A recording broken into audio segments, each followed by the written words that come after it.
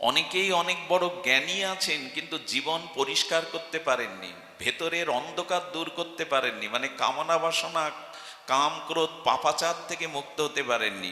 জ্ঞান যদি বুদ্ধিতে ক্রিয়াশীল হয়ে বিবেক না জাগায়, সেই জ্ঞানে কিচ্ছু হবে না। টাকা হবে, সম্মান হবে, বড় চেয়ার পাবেন, অমুক এত বড় বিদ্বান, এত বড় পদাধিকারী, কিন্তু জীবনের পাপ ছাপ করতে পারবেন না। দৃষ্টান্ত দেই, জ্ঞানের দৃষ্টান্ত দেওয়া হয়েছে আলোর সাথে, আর অজ্ঞানের দৃষ্টান্ত দেওয়া হয়েছে অন্ধকারের সাথে। আচ্ছা, এখানে এতগুলো আলো জ্বলছে, আপনার ঘরেতে মার্কারি বাল্ব জ্বালিয়ে দিন, সকালবেলা দেখবেন ধুলো কণাগুলো ঘরের মেঝেতে ঝাড়ু দেওয়া হয়নি, ধুলো কণাগুলো ওখানে বিস্তার হয়ে আছে, বরঞ্চ আলোতে ওই ধুলি কণাগুলো আরো বেশি করে স্পষ্ট দেখা যায়। আচ্ছা বলুন তো, আলো জ্বাললেন তাতে কি ঘরের ধুলি ময়লা দূর হবে ঝাড়ু না দিলে? একটু কথা বলতে হবে, যাবে কি? তো অনেকের বড় পাণ্ডিত্য আছে, জ্ঞান আছে, জগতের মানুষ, অঞ্চলের মানুষ তাকে পণ্ডিত বলে, জ্ঞানী বলে জানে, কিন্তু উনি প্রকৃত বুদ্ধির দ্বারা বিবেক জাগিয়ে নিজের জীবনকে সাফ করতে পারেননি, ভেতরের পাপ বোধকে দূর করতে পারেননি। জ্ঞান যদি বুদ্ধির দ্বারা বিবেককে না জাগায়, তাহলে এই ধুলা ময়লাই থেকে যাবে। আলো জেলে আলোটা পরিষ্কার করতে পারবে না। আলোয় দেখা যায় ধুলাগুলো, পরিষ্কার করার জন্য ঝাড়ু চায়। অনেকেই অনেক জ্ঞানী আছেন, কিন্তু জীবনের ভেতরের পাপাচার থেকে নিজেকে মুক্ত করতে পারেন না। এই জন্য জীবনে বুদ্ধির দ্বারা বিবেক জাগাতে হবে। আমরা বিবেক বুদ্ধি পরস্পর শব্দ প্রায় আলোচনা করি। বুদ্ধি আমাদের আছে, বিবেক জাগ্রত না করলে ওই বুদ্ধি অর্থকরী বুদ্ধি হবে, পাণ্ডিত্যের বুদ্ধি হবে, মানবিক আত্মকল্যাণ এর বুদ্ধি জাগবে না।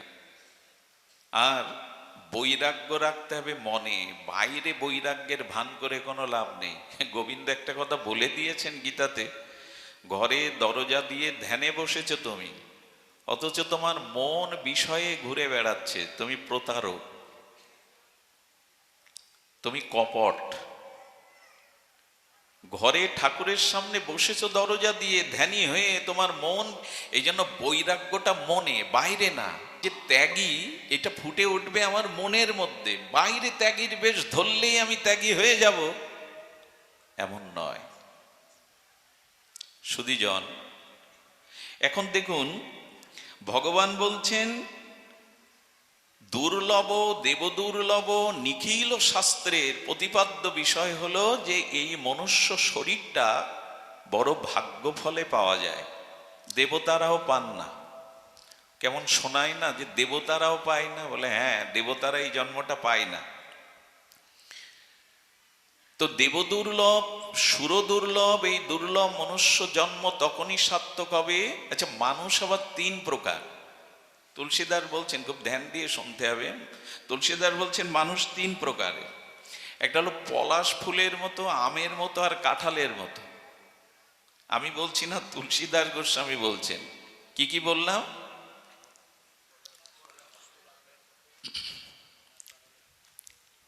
গোলাপ ফুল, আম আর কাঁঠাল। গোলাপ ফুল ফল দেয়, গোলাপ ফুল ফল দেয়, দেখতে তো সুন্দর। গোলাপ সৌন্দর্যের অন্যতম পরিচয় বহন করে। গোলাপের সৌন্দর্য শিশির সিক্ত লাল শ্বেত শুভ্র গোলাপ সৌন্দর্যের তালিকায় বুঝি প্রধান। তার সৌন্দর্য বিকশিত হয় সবার মনে প্রাণে, পুষ্প কাননে। কিন্তু গোলাপ দেখতে সুন্দর হলে কি হবে? ফল দিতে পারে না। কাঁটা আছে কিন্তু ফল হয় না। তেমন কিছু মানুষ আছে বাইরে খুব সুন্দর, তার কথাবার্তা, চালন চলন, পোশাক আদি একেবারে বাইরে খুব সুন্দর, কিন্তু জীবনের কোনো মনুষ্যত্ব, জগৎ কল্যাণের কোনো ফল সে দিতে পারে না। এই এক শ্রেণীর মানুষ। দ্বিতীয় হলো আম।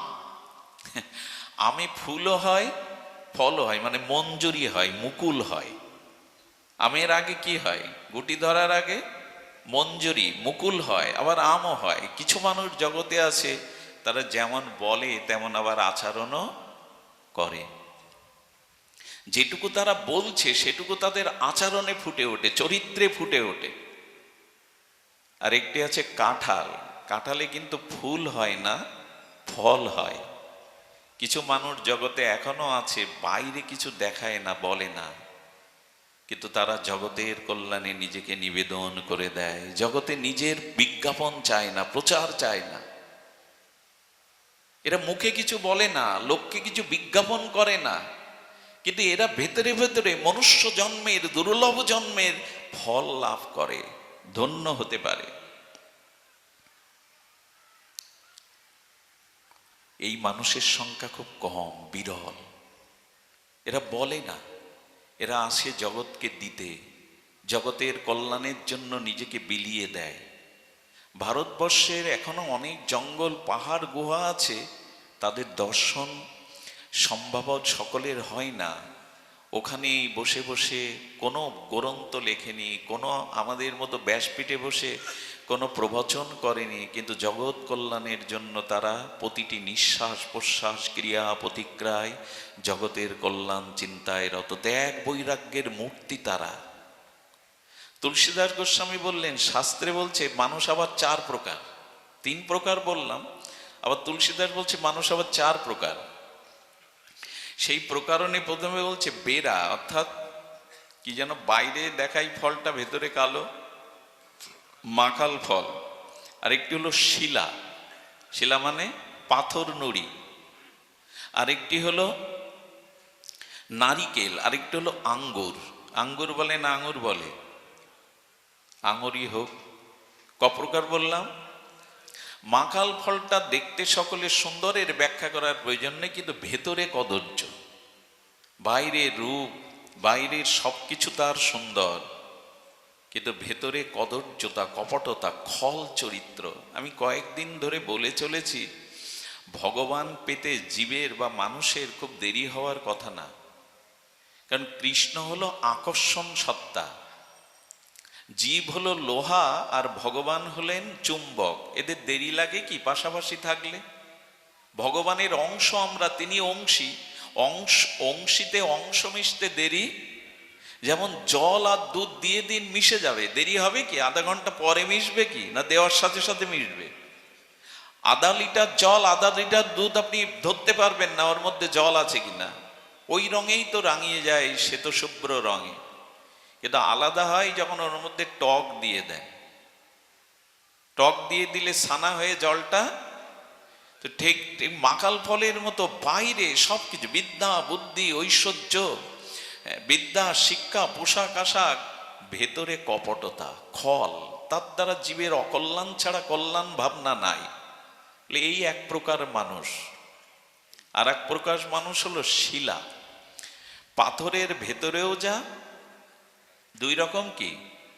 কিছু মানুষ আছে জগতে, ওই যা বললাম, তারা যেমন বাইরে আচরণ করে, ভেতরে তাদের এরাই হলো মনুষ্য পদবাচ্য, ভেতর এবং বাইরে যাদের সমান। আর এক প্রকার বলা হলো নারিকেল। এই স্বভাবের লোক ধরা খুব মুশকিল। নারিকেলের বাইরের আবরণটা কি খুব সুন্দর দেখতে? সুন্দর দেখ না, আবরণটা খুব শক্ত, কিন্তু ওর ভেতরে যান, নারকেলটা যেমন শ্বেত শুভ্র, ওর মধ্যে জলটাও উপকারী, এবং ওর দ্বারা কত নাড়ু বলেন, মিষ্টান্ন বলেন, নারিকেল তেল বলেন, কত ঔষধি গুণে ভরা। কিন্তু বাইরে বাইরে কঠোরতা, বাইরে দিয়ে বোঝা যায় না ভেতরে ওর এত গুণ আছে। কিছু মানুষ আছে আমরা যাদেরকে চিনতেই পারি না, বুঝতেই পারি না, আছে সাধারণ, অতি সাধারণ, কিন্তু তাদের হৃদয়ের মধ্যে আছে করুণা, জীবের প্রতি কৃপা, জীবের প্রতি দয়া, সৎ ভাবনা, জগৎ উপকারী চিন্তা। তাদের প্রতিটা চিন্তা অন্যের কল্যাণে, জগৎ কল্যাণে। এদের চরিত্র আর বিচিত্র, এদের বোঝা যায় না। আরেকটি আছে সর্বোত্তম আঙুর, এর ভেতরেও নরম, বাইরেও নরম, কিছু বাদ দেওয়া দিবি নেই, সব মিষ্ট আস্বাদ্য। বলে এই মানুষের চরিত্র সার্থক। তুলসী বলছেন আরো 3 প্রকারের মানুষ আছে। বিষয়ী, সাধক আর সিদ্ধি। আমরা মানুষ নিয়েই বলতে শুরু করেছি, কিভাবে মানুষ হতে পারবো, কিভাবে মনুষ্যত্ব অর্জন করতে পারবো। কি কি বলা হলো? বিষয়ী, সাধক আর সিদ্ধ। বিষয়ী আমার মতো মানুষের লক্ষণ কি? সাধারণ মাছি। সাধারণ মাছি কি করে? পুজ রক্ত ঘায়েও বসে, বসে কিনা, ওই জায়গাটা ওর প্রিয়। কিছু মানুষ আছে লোকের শুধু দোষগুলি তারা দেখে, বলে এবং সেই ভাবেই হৃদয়ে ভাবে, চারিদিকে শুধু দোষ আর দোষ। এ পৃথিবীতে সে একমাত্র ভালো আর সবাই খারাপ। কার কোথায় মাছি দেখবেন যেখানে ক্ষত পুজ রক্ত স্থানটা, ওইটা ওর প্রিয়, অপরের দোষটাই তার প্রিয়। কেমন একটা অভ্যাস হয়ে গেছে মনে, যে অপরের। একদিন দেখি একজন ব্যক্তি ভাগবতের মধ্যে একটা কটু বের করেছে, ভাগবত শুনছে, গাড়ি থেকে বের, সেই কটুর আবার 4 মুখ কটু। ব্রহ্মার 4 মুখ হয়, কৌটার আবার 4 মুখ। ওর থেকে পান গালে দিল আর 3 কটুর মধ্যে থেকে 3 রকম মশলা বের করে দিল। আমি বললাম, তাই এই পান খাচ্ছেন খান, ভাগবতের মধ্যে রস পান করতে এসছেন, ভাগবত রস, ওই রসও এখনো দরকার। অনেকেই দেখবেন চিবাতে থাকে, কোন রস দরকার তার আমি জানি না। তাহলে এই 3-4 রকম দিচ্ছেন, যে বলো ঘাসের মতো লাগে এগুলো না দিলে, তাই না? জর্দা অমুক তমুক না দিলে ঘাসের মতো লাগে। তো এই ব্যক্তি যারা, তারা কি করে না, বলছেন বিষয়ী লোকরা ওই ক্ষত স্থানকেই সকালবেলা উঠেই শুরু হয়ে যায়, সকলের মধ্যে ওই দোষ দর্শন, সকলের মধ্যে দোষ অন্বেষণ এবং পরনিন্দা পরচর্চা। তাদের জিহ্বায় না এলে জিহ্বে রস পায় না। এই বিষয়ী লোক এরাই ঘায়ে বসে, কিন্তু দেখবেন পবিত্র জায়গায় এদের গতাগতি নাই। আর সাধক কারা? আর এক শ্রেণীর মাসি আছে দেখবেন, কাঁঠাল ভাঙলে, আম ভাঙলে তারা আসে। এরা মলমূত্রেও বসে, আবার ভালো ফল পেলে, মিষ্টান্ন পেলেও তার মধ্যে বসে। এরা সাধক, এরা সাধক। এরা মাঝে মাঝে বিষয় ভাবনার মধ্যেও, জগতের কামনা বাসনার মধ্যেও বিরাজ করে, আবার প্রতিদিন মন্দিরেও যায়, উপাসনাও করে, ভগবানের নাম জপও করে। সাধক অবস্থায় দুটোই চলতে থাকে। দুঃখের বিষয়, কপিলমুনি বাজারে দেখবেন, বা আমার বোদাটার বাজারে দেখবেন, প্রত্যেক বাজারে দেখবেন সিঁড়ির দোকানে বা পরিচিত কারো দোকানে বসে ঘন্টার পর ঘন্টা গল্প করছে, 2-4 কাপ চা খাচ্ছে, রাজনৈতিক আলোচনা চলছে, চলুক, কিন্তু পাশে বেদ মন্দির আছে, ওখানে যাবে না। ওইখানে 2 ঘন্টা কাটিয়ে দেবে। পাশে যে অত সুন্দর একটা মন্দির আছে, সন্ধ্যা আরতি হচ্ছে, ওইখানে নিয়ে যেতে পারবেন না। মাঝে মাঝে যায়, আবার এখানেও বসে, মলমূত্রেও বসে, আবার ফল মিষ্টান্নেও বসে। আমাদের বর্তমান যুগ সন্ধিক্ষণ এমন, এখানে দুধ ঘি ফেরি করে বিক্রি হলেও নিতে চায় না, কিন্তু মদ কিনতে কত দূরে যায় মানুষ।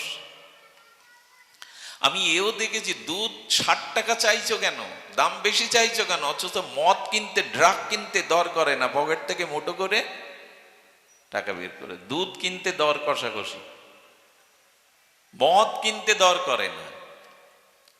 তো মানুষের এই যে বিষয়ী মানুষ সাধনার স্তরে উঠলেও অখণ্ড ভাবে ভগবত রসে তারা আস্বাদন করতে পারে না। কিন্তু মধুকর মৌমাছি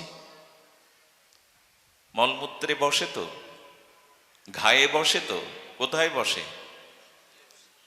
দেখুন, ফুল সবাই দেখতে পায়, ফুলের সৌন্দর্য সবাই দেখতে পায়, ফুলের গন্ধও সবাই শুকতে পারে, কিন্তু ফুলের মধ্যে মধু বের করতে পারে কারা? ওটা একমাত্র শতপদ মৌমাছি মধুকরই পারে। তেমনি সিদ্ধ ব্যক্তি যারা সদ্গুরুর কৃপা পেয়েছে, তারা এই জগতে সবকিছুর মধ্যেই আনন্দময় ভগবত রসকেই শুধু আস্বাদন করে, পরনিন্দা পরচর্চা অন্য বিষয় আস্বাদন করে না। এরা মধুকরের মতো, এরা অন্য বিষয় নেয় না। আমাদের দুরবস্থা এমন, এই সাধক দশায় কিছু মনে করবেন না, কীর্তন করতে করতে বসে গিয়ে আবার টেনে আসে, ওই টেনে এসে আবার কীর্তন করতে বসে। আমি মানে অবস্থাটা এই যে দুই টানায় না থেকে আসুন ধীরে ধীরে অভ্যাসগুলোকে, তবে একদিনে হবে না। সাধক সিদ্ধ দশায় পৌঁছাতে গেলে নিত্য নিরন্তর চেষ্টা চাই। একেই বলে জীবন যুদ্ধ। আছে অন্ধকার, আছে প্রতিকূলতা, আছে কাম ক্রোধ আছে, এদের সাথে যুদ্ধ করে আমাকে মধুকরের মতো হতে হবে। মধু আস্বাদন চাই। এর মধ্যে যে কি আনন্দ আছে ভজনের, আনন্দটা যথাযথ রূপে আমরা পরিচয় পাইনি।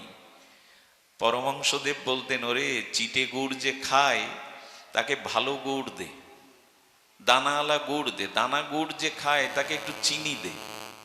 চিনি যে খায় তার কাছে একটু দানাওয়ালা মিশ্রি দে। মিশ্রি যে খায় তাকে আবার সীতা মিশ্রি, দুলালের তাল মিশ্রি দে। আর তাল মিশ্রি যে খায় তাকে টাটকা মধু দে। কোনটা পাবে সে? স্বাদের তো তারতম্য আছে। তো ভগবত ভজনে মানুষের আত্মকল্যাণে সৎচিন্তার মধ্যে যে আস্বাদন আনন্দ রস আছে, এটা বিষয়ের মধ্যে নাই, কামনা বাসনা ভোগের মধ্যে নাই। এইটা বোঝার জন্য সাধু সঙ্গ, এটা বোঝার উপলব্ধি করার জন্য এই হরিকথা সাধু সঙ্গ। মধু পেলে চিটে গুড়ের স্বাদ আর কেউ নিতে চায়? হরিনাম, হরিকথা, সাধু সঙ্গ, সৎ চিন্তা, এগুলো মধু স্বরূপ। এগুলো আস্বাদনিক যে আনন্দ আছে, সেই আনন্দটা একবার উপলব্ধি হয়ে গেলে মধু পেলে চিটে গুড় কেউ চাইবে না, ধরিয়ে দাও তাকে। এই আনন্দের আস্বাদনটুকু ধরাতে গেলেই সাধু সঙ্গ চায়। সৎসঙ্গ, সঙ্গ শব্দের অর্থ আসক্তি। সৎ অর্থাৎ পরমাত্মা, ভগবান, পরমেশ্বর। এই সতের সাথে আমার মিলন, এরই নাম সৎসঙ্গ। তো হরিকথা শ্রবণ করে সাধু সঙ্গ করে যদি পরমাত্মার সাথে, পরমাত্মার পরাবস্থা সচ্চিদানন্দের সাথে আমার আসক্তি না হলো, তার প্রতি অনুরাগ না হলো, এই জন্য গুরুচরণে সাধুচরণে অনুরাগ ছাড়া অন্য কিছু পান করে না। মধুকর শতপদ মৌমাছি যেমন ফুলের বক্ষে মধু আস্বাদন করে, অন্য কিছু আস্বাদন করে না, সিদ্ধ ব্যক্তি যারা, তারা এই জগতে ভগবানের আনন্দময় প্রেমরয় ভজন রসকেই শুধু আস্বাদন করে, অন্য কিছু করতে চায় না। এই অবস্থা আমাদের মনুষ্যত্ব মানবতার চরম শিখরে নিয়ে যাবে। বিষয়ী, সাধক, সিদ্ধ। গীতাতে ভগবান বলছেন আবার আমার 4 প্রকারের ভক্ত আছে। ভগবান কি বলছেন? আমার আবার 4 প্রকারের, এই যে আমরা ভক্ত, ভক্ত সকলেই, তো আমাদের মধ্যে আবার 4 প্রকার ভগবান বলছে। আর্ত, অর্থাৎই, জিজ্ঞাসু, জ্ঞানী। চতুর্বিধা ভজন্তে মাং জনা সুকৃত অর্জুন। অর্জুন 4 প্রকারের ভক্ত আমার। দেখুন আমরা মিলিয়ে নিতে পারবো আমাদের সাথে আমরা কোন স্তরে আছি। 4 প্রকারের কি কি বলা হলো? আর্ত, অর্থাৎই, জিজ্ঞাসু, জ্ঞানী। আর্ত কারা? যারা দুঃখ পীড়িত তাপিত হয়ে, আর দুঃখ, এই তাপ ও দুঃখময় সংসারে দুঃখ তাপ বিপদে পড়ে যারা ভগবানকে ডাকেন, তবে আর্তভক্ত বলা হয়েছে। কিন্তু আর্তভক্ত আপনি তখনই হবেন কখন, যখন অন্যকে আর আপনি সহযোগিতা সাহায্যের উপযুক্ত মনে না করে ভগবানকেই নিজের কল্যাণ উদ্ধার বিপদ মুক্তির একমাত্র অবলম্বন মনে করবেন। দেখুন আর্ত সবাই না। কেমন জানেন? আমার অসুখ হয়েছে, ডাক্তারের কাছে গেলাম, ওই ডাক্তার ভালো না তো আরো উন্নত ডাক্তারের কাছে গেলাম, সেই ডাক্তার বলল আপনার সম্ভাবনা নাই, চিকিৎসা শাস্ত্রে আমাদের কিছু করার নেই। এখন আউলি বাড়িতে যেতে লাগলাম, এক আউলি বাড়ি হলো না তো আর এক ঝাড়ান কারণে যেতে লাগলাম। এ কিন্তু আত্মভক্ত না। সব শেষে এসে বললাম, ভগবান আর তো কোনো উপায় নেই, এবার তুমি দেখো। এ ভক্ত না।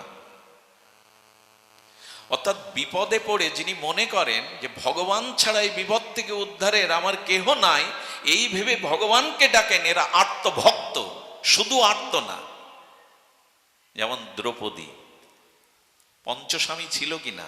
কৌরবদের সবাই বস্ত্রহরণের সময় পঞ্চস্বামী ছিল কিনা? ভীষ্মদেব ছিল কিনা? কেউ এগিয়ে আসেনি।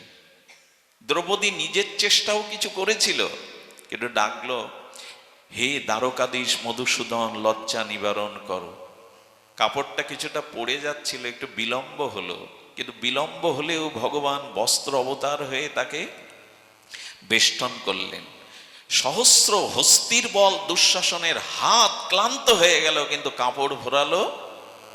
অনেকদিন পর দ্রৌপদী প্রশ্ন করেছিল, কৃষ্ণ, এর প্রশ্নের উত্তর দাও তো, ওই দিন আসতে তোমার দেরি হলো কেন? ও তো আমার লজ্জা বস্ত্রটা খুলেই নিয়েছিল, এত দেরি করলে কেন?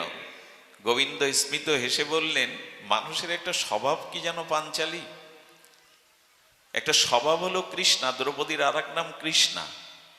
আমার মনে হয় হরে কৃষ্ণ না বলে আমরা যখন হরে কৃষ্ণা বলি, বিদেশিদের অনুকরণ করি, কৃষ্ণা শব্দে কৃষ্ণ বোঝাচ্ছে না, দ্রৌপদীকে বোঝাচ্ছে।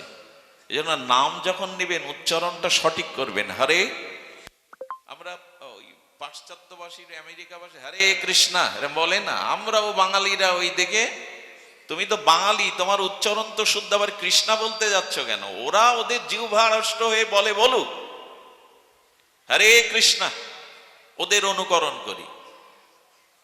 শব্দটা হবে হরে কৃষ্ণ, অ উচ্চারণ হবে। আচ্ছা, কৃষ্ণ অটা বলুন, দেখবেন আকর্ষণ হচ্ছে, কৃষ্ণা বলুন বিকর্ষণ হবে, বাইরে যাবে শ্বাসটা। কয়রি মধ্যাংশয় নয়, অ কৃষ্ণ। কৃষ্ণ মানে আকর্ষণ, আকর্ষণটা ভেতরে আসবে। কৃষ্ণা বলুন ভেতরে যাবে, কৃষ্ণ মানে পাঞ্চালী। এই জন্য নাম যখন নেবেন উচ্চারণ যাদের হয় না, উদ্দেশ্য ভালো থাকলে ওইটা কি শুনবে, কিন্তু উচ্চারণটা সঠিক হলে তত্ত্বটা, ক্রিয়াটা দ্রুত হয়।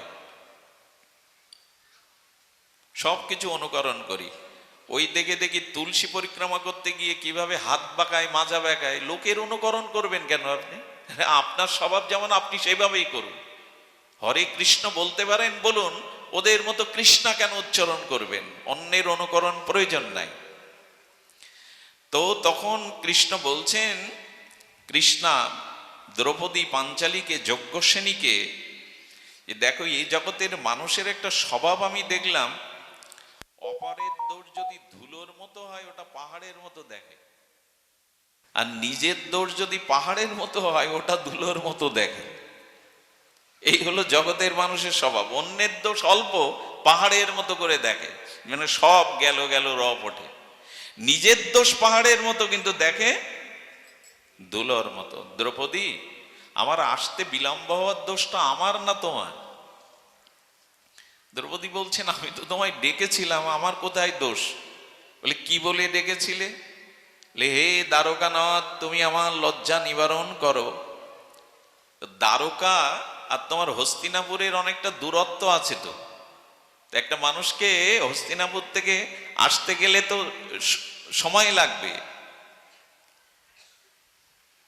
কিন্তু তুমি যদি বলতে, হে হৃদয়নাথ, আমি তো তোমার হৃদয়েই ছিলাম, হৃদয়নাথ বললে দেরি হতো না, আমি তো তোমার হৃদয়েই ছিলাম। আত্মভক্ত উত্তরা, গর্বে অশ্বত্থামার ব্রহ্মাস্ত্র কারো কাছে যাননি, ভগবানকেই জানালেন, তুমিই রক্ষা করো।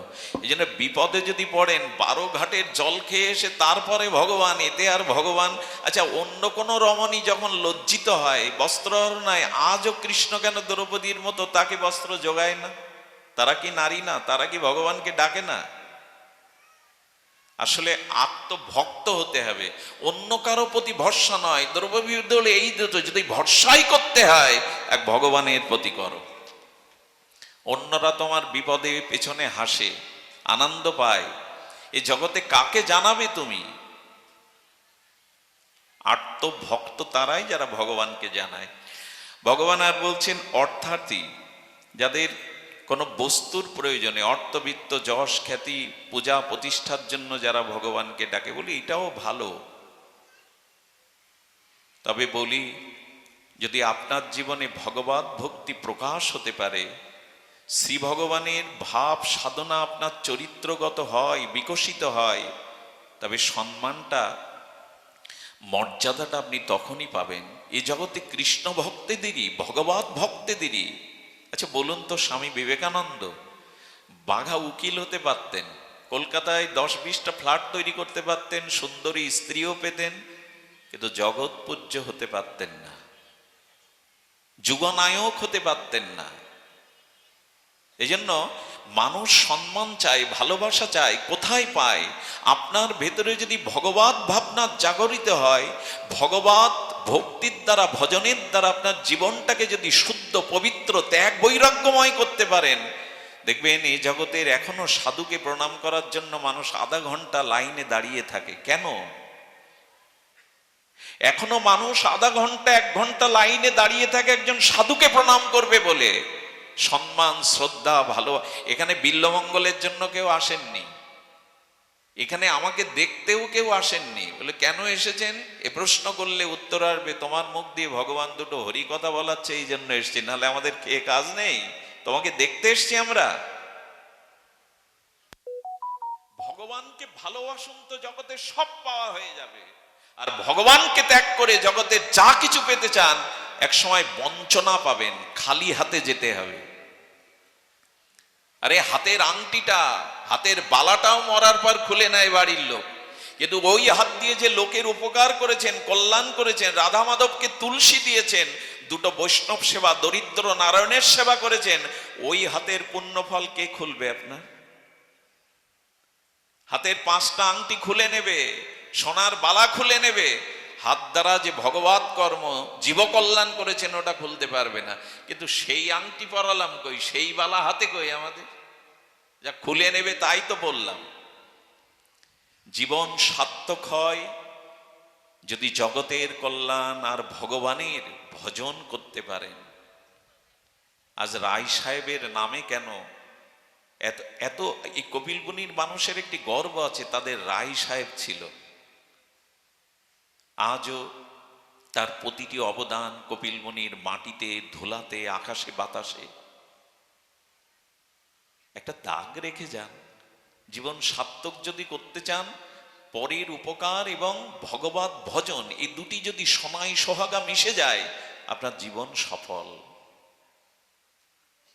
সুধীজন, শুধু এলাম, ঘুমালাম, খেলাম, সংসারের কামনা বাসনা ভোগ করলাম, চলেও গেলাম, কি আসে যায়? 400 বছরের কচ্ছপের মতো আয়ু পেয়ে কি লাভ? আয়ু অল্প হোক, কিন্তু জীবনটা সার্থক করুন, একটা দাগ অন্তত রেখে যান।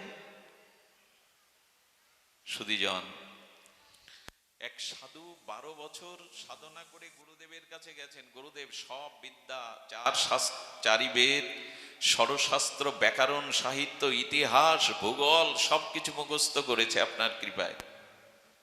বলেন, একটা মানুষ মারা গেছে, বলতে পারিস ও স্বর্গে যাবে না নরকে যাবে? বলে তা বলবো কি করে? বলে তাহলে তোর কোনো জ্ঞানই হয়নি, ওইটা জেনে আয়, এনে আমাকে বল যে একটা মানুষ মারা গেলে স্বর্গে যাবে না নরকে যাবে, তবে বুঝবো তুই পণ্ডিত বা জ্ঞানী। আচ্ছা, কোথায় পাবো আমরা? উনি 1 বছর ধরে ঘুরছেন সাধু সন্ন্যাসীদের কাছে, প্রাজ্ঞদের কাছে, কোথাও পান না। একবার এক বাজারের মধ্যে পতিতালয়ের সামনে দিয়ে যাচ্ছেন, আর এক পতিতা তার দাসীকে বলছেন, এই ওই বলহরি বলতে বলতে নিয়ে যাচ্ছে শ্মশানে, দেখে আয় তো স্বর্গে যাবে না নরকে যাবে।